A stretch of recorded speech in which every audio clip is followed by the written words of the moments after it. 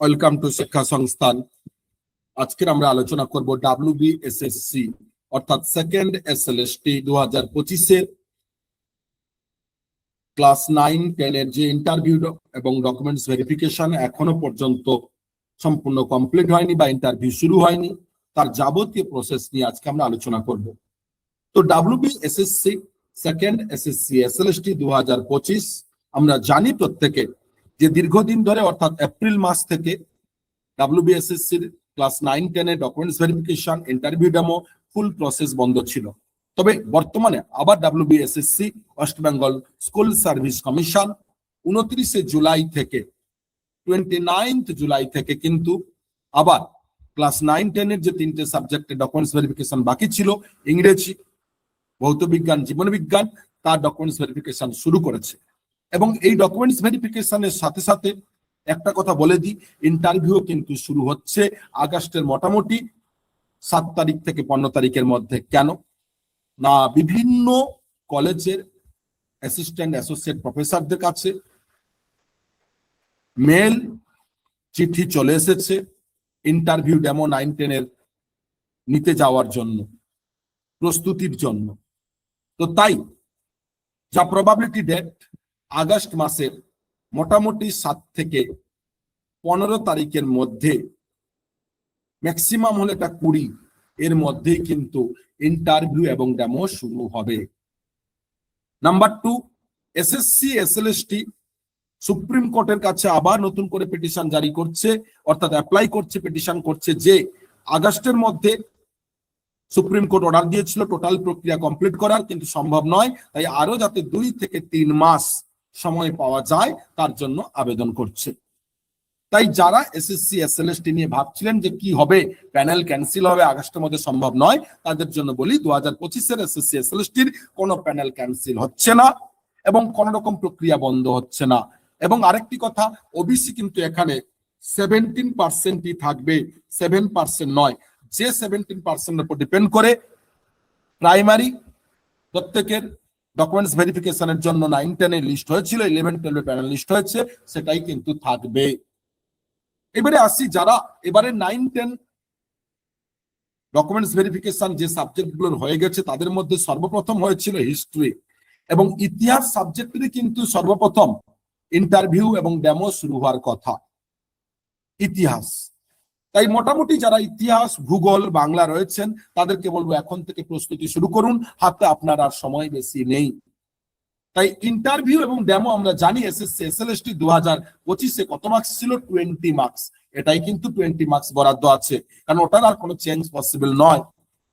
এই 20 মানে একটা ভাইটাল 20 মার্কস। তাই মাথায় রাখতে হবে টার্গেট কিন্তু প্রত্যেকের যাতে 18-র নিচে না আসে, কারণ 11-12 এর ক্ষেত্রে দেখা গেছে যারা জেনারেল ক্যাটাগরি তাদের কিন্তু যাদের 15, 16, 17 হয়েছে তাদের ম্যাক্সিমাম চাকরি পায়নি, 18, 19 হলে তবে গিয়ে চাকরি পেয়েছে। হ্যাঁ, ক্যাটাগরির ক্ষেত্রে SC ST OBC-র ক্ষেত্রে কম হলেও হয়েছে, কিন্তু ইন্টারভিউ ডেমোতে কিন্তু জেনারেলদের জন্য খুবই দুর্ভোগ ছিল, অর্থাৎ স্কোর বেশি করতে হয়েছে 11-12-এ। তাই 9-10 এর ক্ষেত্রে বলবো জেনারেল, SC ST OBC প্রত্যেকের মিনিমাম যাতে 18 হয়, তার জন্য এখন থেকে প্রস্তুতি শুরু করুন। যারা এখনো ইন্টারভিউ ডেমোর কথা প্রস্তুতি শুরু করেননি, আপনাদের কাছে অনুরোধ, যদি চাকরি পেতে হয়, যদি মনে করেন সত্যিকার আমি চাকরি পাবো, যদি আমার চাকরি দরকার হয়, তাহলে শুরু করুন, আর অপেক্ষা নয়।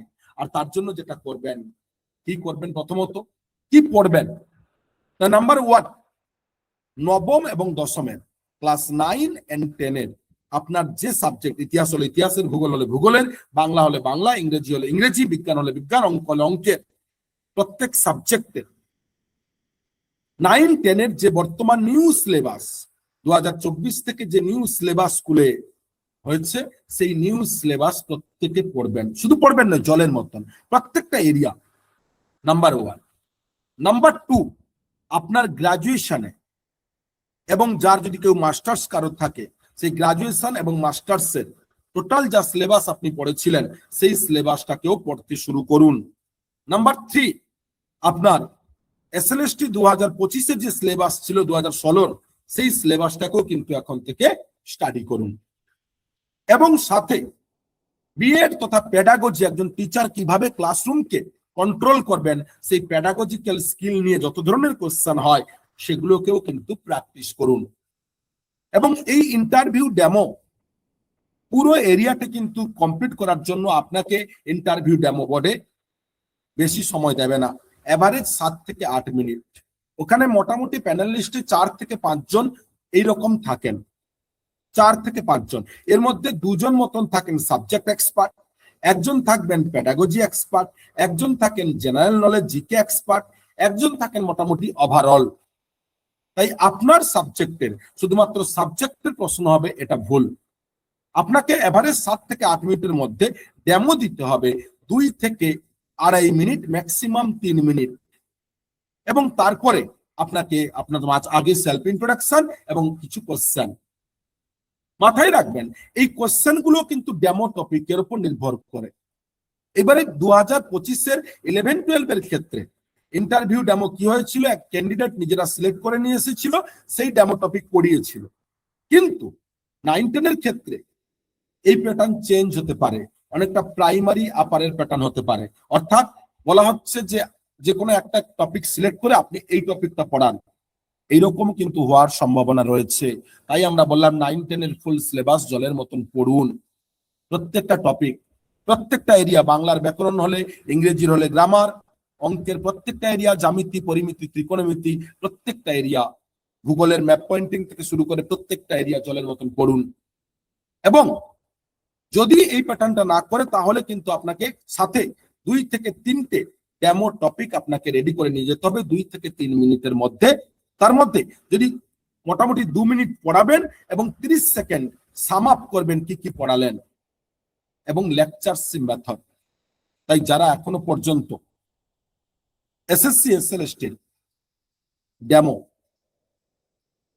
এবং ইন্টারভিউ সম্পূর্ণ প্রস্তুতি শুরু করেননি, তাদেরকে বলবো এখন থেকে শুরু করুন।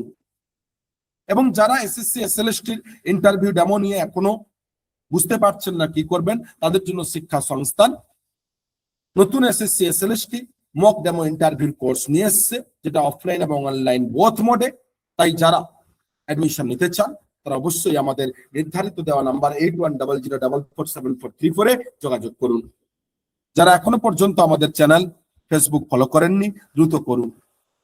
ধন্যবাদ।